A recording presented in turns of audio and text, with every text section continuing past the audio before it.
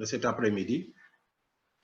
Donc aujourd'hui, nous allons vous faire part de notre expérience en chirurgie dans la prise en charge des artériopathies des membres inférieurs. L'essentiel du travail de prise en charge de la chirurgie des membres inférieurs se faisait depuis longtemps au CHU de Fann, en particulier au niveau du service de chirurgie cardiovasculaire, où nous avons de la chirurgie vasculaire classique, mais également de la chirurgie endovasculaire. Les artériopathies des membres inférieurs sont essentiellement causées par l'athérosclérose, comme vous le savez, qui représente plus de 90% des étiologies, d'où l'importance de la prise en charge des facteurs de risque vasculaire. Parce que ce sont ces facteurs que vous connaissez très bien qui concourent à l'apparition de la plaque athéromateuse, qui est l'unité élémentaire de l'athérosclérose. Cette athérosclérose a une incidence qui est grandissante. Ceci est dû au fait de l'allongement de l'espérance de vie de la population mondiale, qui n'épargne pas la population de notre pays, mais également le mode de vie qui est devenu de plus en plus sédentaire, avec une alimentation de plus en plus déséquilibrée au profit des substances riches en matières grasses, mais également en sel.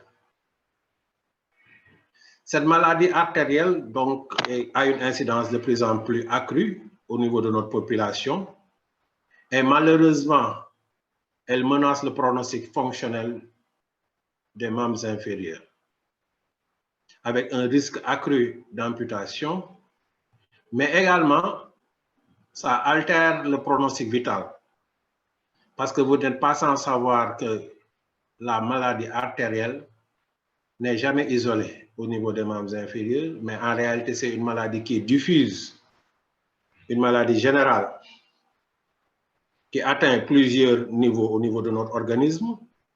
Et l'apparition de l'artériopathie au niveau du membre inférieur est un tournant décisif dans l'évolution de la maladie artérielle, parce qu'il annonce donc des complications qui viendraient nécessairement. En termes de données diagnostiques, nous allons faire un petit rappel avant d'aller au niveau du traitement. Il y a essentiellement 4 stades de découverte de la maladie artérielle chronique. Ces 4 stades ont été étudiés par Lerich et Fontaine. Donc, c'est une classification en 4 stades qui vont résumer l'essentiel des circonstances de découverte de cette artériopathie chronique des membres inférieurs. Il y a d'abord le stade 1, qu'on appelle stade asymptomatique, où le patient ne présente pas de symptômes. La découverte de la maladie se fait de manière fortuite lors d'un examen de routine, le plus souvent chez une personne à risque, où on retrouvera l'absence d'un pouls. Pas de symptômes, donc uniquement absence de pouls permet de dire qu'on est devant une artériopathie oblitérante des membres inférieurs au stade 1. Par contre, chez d'autres patients, il y a une symptomatologie qui s'est déjà installée. C'est une symptomatologie douloureuse. Comme vous le savez, la douleur est le maître symptôme de l'ischémie. Ici, il s'agit d'abord d'une douleur d'effort. Une douleur qui va apparaître à la marche, après un certain périmètre de marche qu'il faudrait déterminer. Donc, après ce périmètre de marche, apparaît de manière brutale une douleur, le plus souvent au niveau de la cuisse, de la fesse ou du mollet. Cette douleur va réapparaître de manière permanente, de manière régulière après ce périmètre de marche et qui, sans traitement, peut se rétrécir. Donc, ce deuxième stade est le stade de la douleur d'effort. C'est une douleur qui apparaît à l'effort. Si la pathologie est plus évoluée, la douleur devient permanente. C'est le stade de douleur de décubitus, où le patient, même sans effort, a un apport de sang qui est inférieur aux besoins. Donc, même au repos, même au décubitus, il a mal. Donc, c'est le stade 3 qui est un stade un peu plus avancé où la douleur est permanente. Le quatrième stade, qui est le stade le plus évolué, constitue le stade des troubles trophiques. Ces troubles trophiques sont à type d'ulcère, ulcère artériel avec ses caractéristiques. C'est un ulcère qui est douloureux, qui est creusant avec un front atone et qui est souvent associé donc à une diminution ou abolition du pouls. À côté de cet ulcère, on peut rencontrer une nécrose qui est au début une nécrose localisée, le plus souvent au niveau d'un orteil, peut s'étendre à tous les orteils, peut être diffus à l'avant-pied, à tout le pied, à la jambe, voire même à la cuisse. Là, on parle de gangrène, une nécrose diffuse. Cette gangrène, elle est à la base une gangrène sèche d'origine vasculaire, mais vous n'êtes pas sans savoir que la nécrose est un terreau fertile à la pullulation des microbes. Donc, rapidement, cette gangrène va devenir humide ou gangrène mixte qui associe donc un caractère vasculaire et un caractère infectieux. Donc, globalement, ce qu'on retient, c'est qu'en cas d'artériopathie des membres inférieurs, on a une réduction significative du débit sanguin artériel.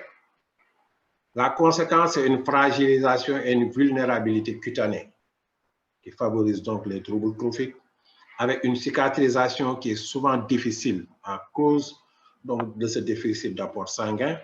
La surinfection est un facteur aggravant. Ça aggrave donc les lésions trophiques, ça aggrave l'ischémie et malheureusement, ça expose à l'amputation. Là, je vais m'arrêter sur un concept qui est assez important, le concept d'ischémie critique ou ischémie subaiguë. On est dans le cadre de la pathologie artérielle chronique, mais elle évolue très souvent vers ce qu'on appelle l'ischémie critique. L'ischémie critique, en réalité, c'est quoi? C'est une douleur permanente qui évolue depuis plus de 2 semaines, qui est associée parfois à des troubles trophiques avec des pressions qui sont très basses au niveau du pied, en particulier avec une pression artérielle systolique qui est inférieure à 50 mm de mercure au niveau de la cheville. Là, on parle d'ischémie critique et souvent, c'est devant ce diagnostic qu'on retrouve les patients qui ont des artériopathies chroniques des membres inférieurs et cela impose le traitement de revascularisation. Donc, l'examen clinique va être un examen qui va rechercher le pouls, rechercher des signes d'ischémie, rechercher des troubles trophiques, mais également mesurer des pressions. La mesure des pressions fait partie intégrante de l'examen clinique. On va d'abord mesurer la pression artérielle systolique au niveau du bras. Ensuite, la pression artérielle systolique au niveau de la cheville, utilisant donc le Doppler acoustique avec un petit dispositif Doppler relié à une sonde qu'on va poser au niveau de la zone de palpation du pouls pédial ou du pouls tibial postérieur. Ainsi, on pourra déterminer la pression artérielle systolique. On fera le rapport entre la pression artérielle systolique à la cheville et la pression artérielle systolique au niveau du bras. Et normalement, cette pression, idéalement, doit être égale à 1. Voilà. Mais vu les conditions physiologiques de l'organisme, on va dire qu'une pression artérielle, un rapport de pression artérielle systolique entre la cheville et le bras doit être compris entre 0,9 et 1,3. Si c'est inférieur à 0,9, on est dans le cadre d'une artériopathie des membres inférieurs. Et si c'est supérieur à 1,3, on parle de médiacalcose. Quand cette pression est inférieure à 0,4, c'est une ischémie qui est sévère. Et cette ischémie sévère impose le plus souvent une revascularisation. Après cet examen clinique, quelques examens paracliniques peuvent être nécessaires, soit pour le diagnostic étiologique, soit pour le diagnostic positif, ou bien même pour le bilan préthérapeutique. Pour la biologie, il n'y a rien de spécifique. il faut faire la biologie du terrain, qui est le plus souvent le terrain d'un patient âgé avec 1 ou 2 ou 3 facteurs de risque vasculaire. La radiographie du pied va rechercher essentiellement une ostéite, avec donc des signes infectieux. Rechercher une mégacalcose qui apparaît avec la calcification des vaisseaux, qui est souvent prononcée en cas d'athérosclérose évoluée. L'échographie Doppler artérielle a été pendant longtemps donc l'examen essentiel pour le diagnostic. Actuellement, il a été surplanté par les examens d'imagerie beaucoup plus élaborés, mais de toutes les manières, ça permet de donner le siège des différentes lésions qui sont des lésions occlusives. Soit c'est une occlusion complète ou bien une occlusion incomplète. Là, on parle de sténose. Ces sténoses et occlusions sont induites par la présence d'une plaque qui, au départ, est fibreuse et plus tard, elle va devenir calcifiée. L'échographie Doppler va permettre aussi de faire la cartographie avec les différents axes principaux, évaluer l'importance des collatérales. Dans une artériopathie chronique comme ça, normalement, les collatérales sont très développées. C'est ce qui permet souvent de faire une suppléance, quoique cette suppléance peut être incomplète. On va aussi examiner le retentissement, donc l'aspect Doppler, où on va voir donc le plus souvent une diminution des flux et pression. Autre examen paraclinique, c'est la mesure de la pression transcutanée en oxygène, qui évalue donc l'importance du débit au niveau de la microcirculation, donc la qualité de la vascularisation de la peau, qui est un examen très important qui parfois est beaucoup plus spécifique même que la mesure des pressions au niveau des troncs, donc en particulier au niveau du pouls pédiotibial postérieur. Ici, ça mesure la pression au niveau de la peau, et ça, c'est extrêmement important. Ça permet ainsi de définir une hypoxie tissulaire quand cette pression est inférieure à 30 mm de mercure. Autre examen qui peut explorer ces artériopathies des membres inférieurs, c'est l'angiographie ou artériographie aortodistale. Le plus souvent, cette artériographie est indiquée quand la revascularisation a été décidée. Ça permet donc d'évaluer les occlusions et sténoses, mais surtout de programmer donc les gestes de revascularisation. Ainsi, cette artériographie va nous permettre de déterminer la longueur de la lésion, l'importance de la suppléance, mais également s'il y a un runoff, c'est-à-dire s'il y a une circulation en distal. Parce que si on doit faire une revascularisation, il faut s'assurer qu'il y a au moins une petite perméabilité en distalité. L'angioscanner des membres inférieurs, qui est devenu l'examen standard pour le diagnostic des artériopathies des membres inférieurs. Pendant longtemps, il n'a pas été très accessible chez nous, mais de plus en plus accessible avec beaucoup de groupes qui sont en train de développer cet angioscanner avec de belles reconstructions et des coupes également qui peuvent nous permettre de déterminer le pourcentage de sténose, voir les occlusions, leur longueur, la suppléance avec les collatérales, mais également de belles reconstructions qui permettent de voir tout l'arbre artériel. Chez des patients qui sont en insuffisance rénale ou qui ont une allergie à l'iode, on peut proposer à la place de l'angioscanner l'angio-IRM. Mais il faut noter que l'angioscanner est mieux indiqué dans la pathologie artérielle et que l'angio-IRM se fait par défaut. Après ce rappel diagnostic, nous allons passer donc au traitement, à la prise en charge de ces artériopathies des membres inférieurs en milieu chirurgical. Même en milieu chirurgical, donc le traitement médical est indiqué et ce traitement médical est indispensable. Ce traitement médical, vous le connaissez aussi bien que moi, sinon beaucoup plus. Il est basé d'abord sur des mesures hygiéno-diététiques. Ces mesures sont extrêmement importantes pour la prise en charge en amont, mais également en aval pour les artériopathies des membres inférieurs. Il s'agit essentiellement de la lutte contre les facteurs de risque vasculaire ou leur contrôle, donc leur suppression ou contrôle, mais également d'inciter les patients à marcher. Parce que la marche est extrêmement importante pour développer les collatérales qui peuvent suppléer la circulation défaillante au niveau des troncs artériels. Ainsi, la rééducation vasculaire est un élément essentiel dans la prise en charge, tout comme l'appareillage qui peut permettre des décharges, mais également de rééquilibrer les patients, de leur réapprendre à marcher, etc. Et enfin de leur trouver donc des dispositifs comme la prothèse qui peut permettre de verticaliser le patient et de lui permettre de remarcher. À côté de ces mesures d'hygiène diététique et de rééducation, il y a les médicaments que vous connaissez très bien. Donc, différents antalgiques sont utilisés, classe 2, classe 3. Vous savez que la douleur d'ischémie est une douleur qui est très terrible, difficile à gérer. Donc, il peut même résister aux morphiniques les plus puissants. Donc, c'est une douleur qui est terrible. Donc, l'utilisation de l'analgésie est extrêmement importante parce que ça prévient aussi d'autres complications qui sont liées à la douleur permanente chez ces patients, comme l'infarctus du myocarde.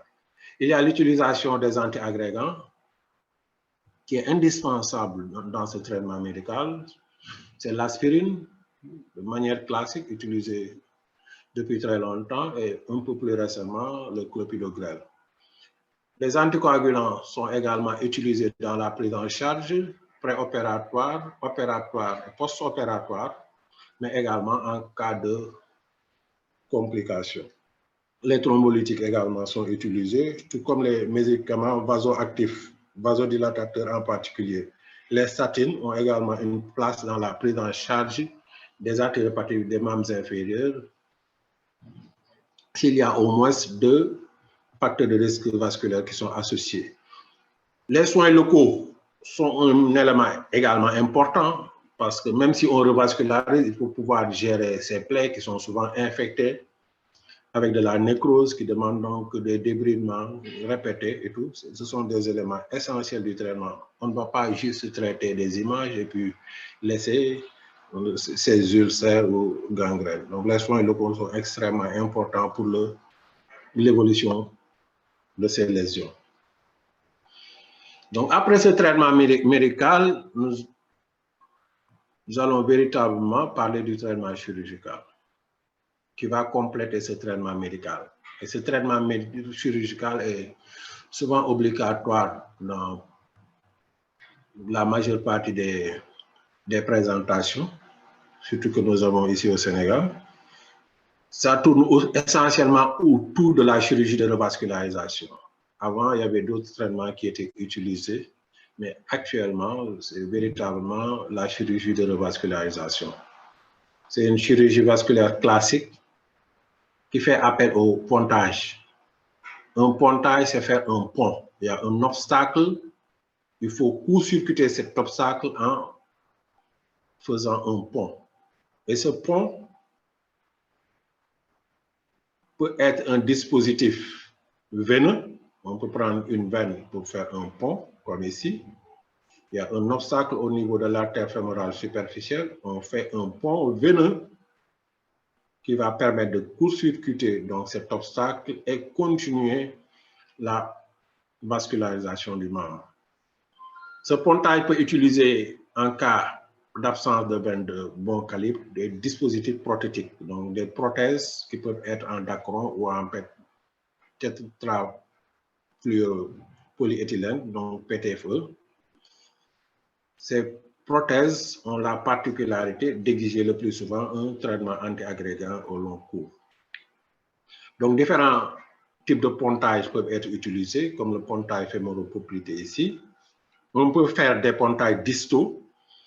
Le plus souvent, ça part de l'artère fémorale superficielle ou commune jusqu'au niveau des artères jambières que vous connaissez, qui sont au-dessous du genou. Il y a également des pontages extra-anatomiques qui peuvent être utilisés. Le pontage anatomique, c'est le pontage qui suit en réalité donc le sens de vascularisation normal, alors que le pontage extra-anatomique ne suit pas forcément ce circuit. C'est par exemple le pontage fémoro-fémoral croisé. On sait qu'il n'y a pas d'artère qui relie les deux fémorales. Donc, si on fait un pontage à ce niveau, c'est un pontage qui est extra-anatomique. En cas d'occlusion sur une artère iliaque avec un membre gauche qui est mal vascularisé, on peut prendre du sang à partir de la fémorale droite pour l'amener au niveau de la fémorale gauche, faisant donc un pontage fémoro-fémoral croisé qui permet de revasculariser ce membre. Dans certains cas aussi, on peut faire un pontage axillo-fémoral. Donc, on va prendre le sang au niveau de l'artère axillaire, on va descendre le long du thorax pour aller se brancher au niveau fémoral. À part ces pontages, il y a ce qu'on appelle les endartérectomies. Endartérectomie, c'est l'ablation de la plaque. OK? On fait une artériotomie, on ouvre l'artère, on enlève la plaque. Mais le plus souvent, la plaque n'est pas isolée. Elle est associée à du thrombus, à un caillot. Donc, c'est une combinaison qu'on appelle thromboendartérectomie. Comme ici, nous avons une thrombectomie. Vous voyez l'incision d'artériotomie qui est longitudinale. Elle peut être de préférence transversale pour mieux économiser donc, la paroi du vaisseau. De toutes les manières, on va introduire un ballon qui est relié à une tige. Ce ballon est appelé ballon de Fogarty. Ce ballon qui est à plat va être poussé dans l'artère au-delà du caillot, au-delà du thrombus. Ensuite, il va être gonflé. On va tirer dessus et comme à la pêche, on va recueillir donc le thrombus. Ça, c'est la thrombectomie. Le plus souvent, elle est associée à une prise en charge de la lésion chronique, de la plaque, donc, qui est l'endartérectomie.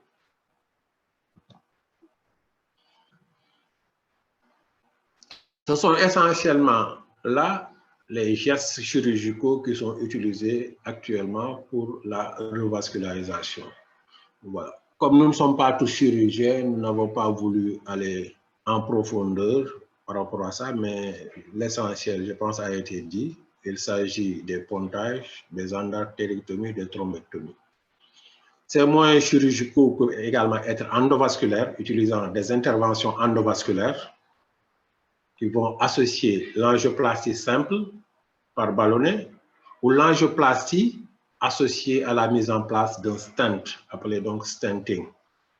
Souvent indiqué devant des sténoses artérielles qui peuvent être courtes ou étagées, mais de plus en plus, les indications sont devenues larges et s'appliquent même aux sténoses artérielles les plus longues.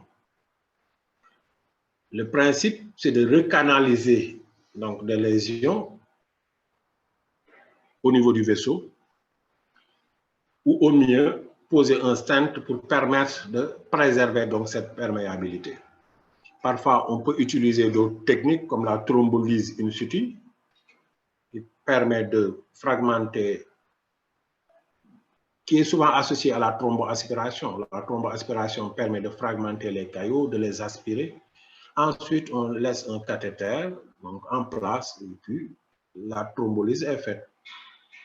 Souvent, pendant quelques heures, on peut reprendre le malade, refaire l'artériographie pour voir s'il y a une bonne perméabilité ou bien s'il est nécessaire de continuer la thrombolyse ou de faire une nouvelle thromboaspiration. Ça permet en tout cas le plus souvent de rétablir la perméabilité en cas de thrombose diffuse. Ça peut être associé à la mise en place d'un stent. Ici, nous avons illustré la prise en charge endovasculaire d'un patient qui présentait donc une occlusion de l'artère fémorale superficielle vers le hunter d'environ 5 cm. Nous avons pu passer le guide. C'était une occlusion complète. Là, vous voyez le guide qui est bien placé, bien passé. Vous avez remarqué également l'importance des collatérales dans les artériopathies chroniques. Donc, ici, nous avons passé le guide dilaté au ballon et le résultat, il est là. On a une reperméabilisation satisfaisante sans sténose résiduelle significative. Là, une angioplastie simple a pu régler le problème.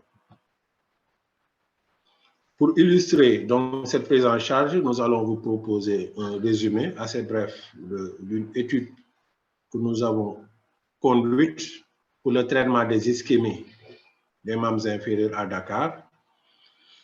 Donc, c'est une publication qui a été faite en 2012. Ça a été la première série de prise en charge endovasculaire des patients. La deuxième série plutôt, la première série c'était en 2008.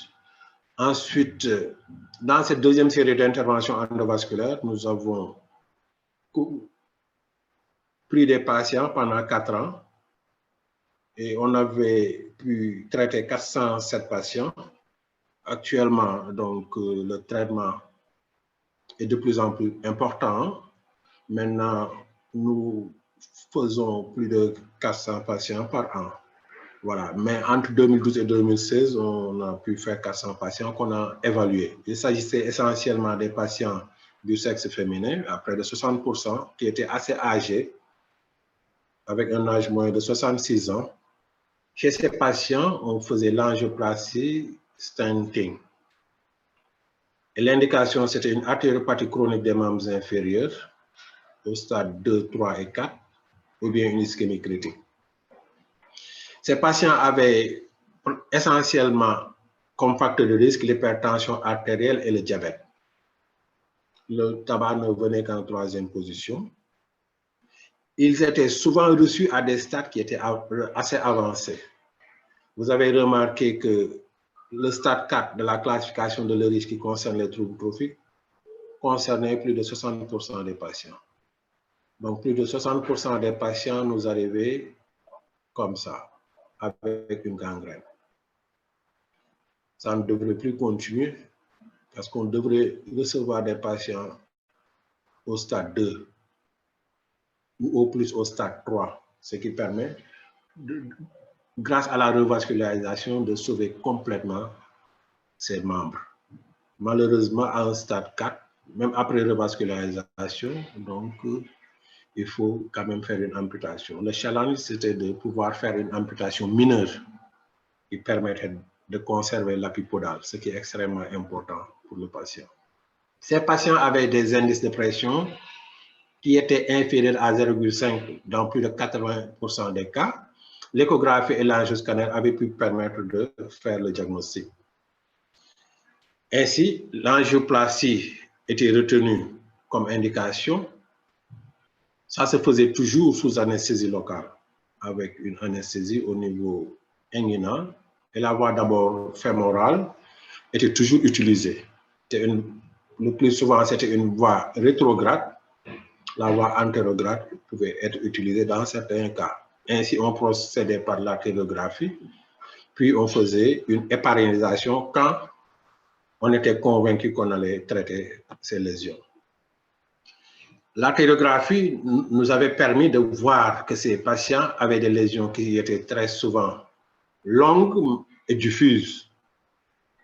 Les lésions étaient souvent TASC C ou B, ce qui notait une certaine évolution de la maladie artérielle qui était donc longue, avec des occlusions et sténoses longues et diffuses.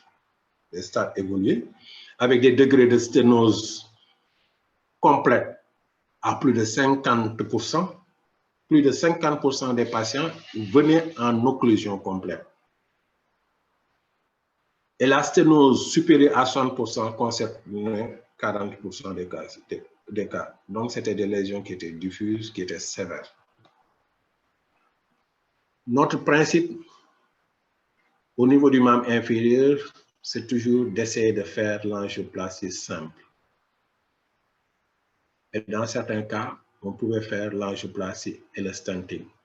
Peut-être dans la discussion, on pourrait entrer dans le détail, mais notre option, c'est de tenter l'angioplastie simple pour plusieurs raisons, des raisons économiques, mais également des raisons de préservation de la perméabilité.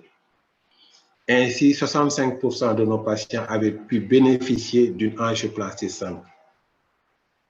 Ça concernait le plus souvent l'artère fémorale superficielle, parfois c'était les iliaques ou les poplitées. Donc, comme ici, nous avons pu introduire donc, le guide, puis le ballon, dilater et avoir une perméabilité assez importante. Dans certains cas, on procédait à la mise en place du stent. Notre indication de stenting, en réalité, c'est quand il y a une sténose résiduelle significative ou quand il y a une dissection post-angioplastie. Dans ces cas, on était obligé de mettre un stent qui était le plus souvent mis au niveau de l'artère fémorale superficielle.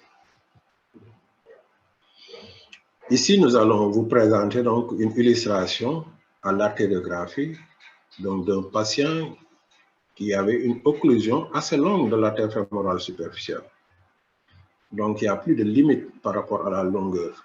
Même si c'est des lésions qui sont supérieures à 5 cm, maintenant, on essaie toujours de traverser et de les dilater. Là, on a pu quand même recanaliser complètement l'artère fémorale superficielle sans dissection ni sténose significative et sans stenting. Ici, c'est le même cas qu'on avait présenté tout à l'heure, occlusion d'environ 5 cm au niveau du hunter, recanalisation efficace. Et là, c'est une occlusion complète, mais courte au niveau de l'artère fémorale superficielle. Après dilatation, non seulement on a pu avoir une recanalisation complète sans sténose résiduelle, mais notez-le bien, on a pu reperfuser beaucoup de collatéral qui initialement n'était pas visualisé. Mais là, on a pu reperfuser beaucoup de collatéral. Ainsi, on avait pu obtenir un run-off avec même une artère pédieuse qui était bien visible. Cette revascularisation avait donné comme résultat opératoire une sténose résiduelle dans 3% des cas, donc d'où le faible taux de stenting, une dissection significative dans 2% seulement des cas. Parfois, on était obligé de faire des gestes complémentaires, comme des pontages fémoro-fémoraux, dans le cadre d'interventions hybrides, mais également des endartérectomies fémorales qui précédaient le plus souvent des angioplasties fémoro-poplitées ou distales. Les lésions distales sont le plus souvent très difficiles à prendre en charge. Pendant longtemps, nous ne traitions pas de ces lésions distales, mais depuis plus de 5 ans maintenant, c'est devenu notre pain quotidien. Là, on traite de plus en plus des lésions distales et ça représente pratiquement l'essentiel de nos patients. Ça permettait d'ouvrir au moins un axe jambier. Très souvent, ça suffit pour une bonne revascularisation. Ainsi, dans plus de 65% des cas, on avait pu recanaliser un axe jambier. Et dans 35% des cas, on avait même pu revasculariser 2 axes jambiers, comme ici. On avait des sténoses serrées au niveau de la tibiale antérieure et du tronc tibio-péronien. Après dilatation au ballon, vous avez vu, on a une reperfusion efficace.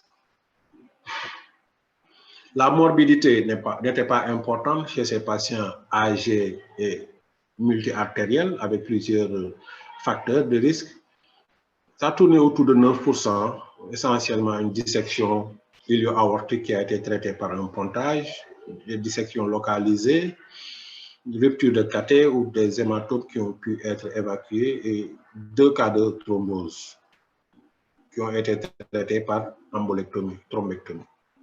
La mortalité à 30 jours était de 2% environ. Les causes de mortalité, c'était une insuffisance rénale aiguë, un AVC ou un infarctus du myocarde, ce qui n'est pas très étonnant, vu ces patients âgés avec beaucoup de facteurs de risque vasculaire, hypertension artérielle, diabète, tabac, entre autres. Des réinterventions ont été nécessaires, donc le pontage aorto-bifémoral pour la dissection aortique, mais également, malheureusement, des amputations majeures. L'amputation majeure représentait plus de 6% des cas. C'est un résultat qui est véritablement acceptable, hein, vu donc, la lenteur dans la prise en charge. Quand même, amputation majeure à moins de 7%, c'est pas mal. Nous avons pu quand même préserver la plupart du temps ses membres avec des amputations mineures. L'amputation mineure représentait environ 15% des cas. Il s'agissait d'amputation d'avant-pied ou d'amputation d'orteil. Ces amputations permettaient quand même aux patients de garder l'appui podal. C'est extrêmement important parce que ce patient va garder la verticalité. Va garder non seulement la verticalité, va garder la marche. C'est important parce que vous n'êtes pas sans savoir que l'allaitement, donc la sédentarité, expose à l'aggravation des autres facteurs de risque qui peuvent donc malheureusement altérer le pronostic vital de ces patients. Parfois, des débridements étaient obligatoires à type de nécrosectomie, mais également débridement, de mise à plat d'accès plantaire, entre autres.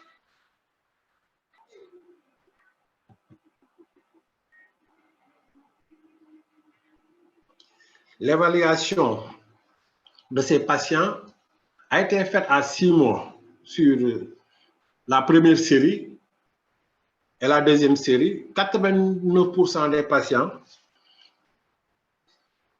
qui ont été traités présentaient donc une régression complète de la douleur avec une absence de mortalité. Chez ces patients, donc, l'IPS, l'indice de pression systolique, est passé de moins 0,5 à plus de 0,6 dans 100% des cas. Et les IPS étaient compris en 0,8 et 1 dans 73% des cas. C'est l'écho-Doppler donc qui nous permettait d'évaluer cette perméabilité. Ainsi, après 6 mois, 84% des patients avaient pu conserver la perméabilité de ces vaisseaux qui étaient traités. Ainsi, on peut dire que pour l'artériopathie des membres inférieurs, en Afrique, il y a une particularité. Cette particularité, c'est essentiellement le diagnostic qui est tardif. Je pense qu'une session comme celle-là pourrait permettre de sensibiliser davantage de confrères qui vont aussi répercuter ces informations au niveau des patients. Parce que nous l'avons constaté, souvent le diagnostic il est tardif ou bien il est méconnu.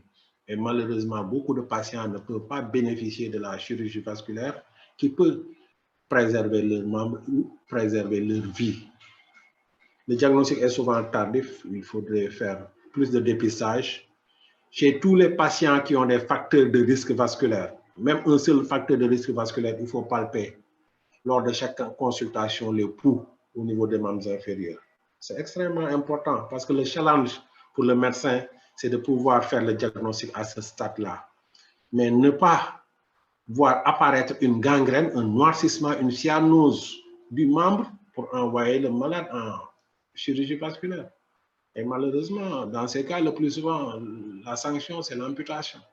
Donc, essayons ensemble, voilà, de mettre des circuits pour pouvoir diagnostiquer plus rapidement ces artériopathies inférieures pour que les patients puissent bénéficier de la revascularisation.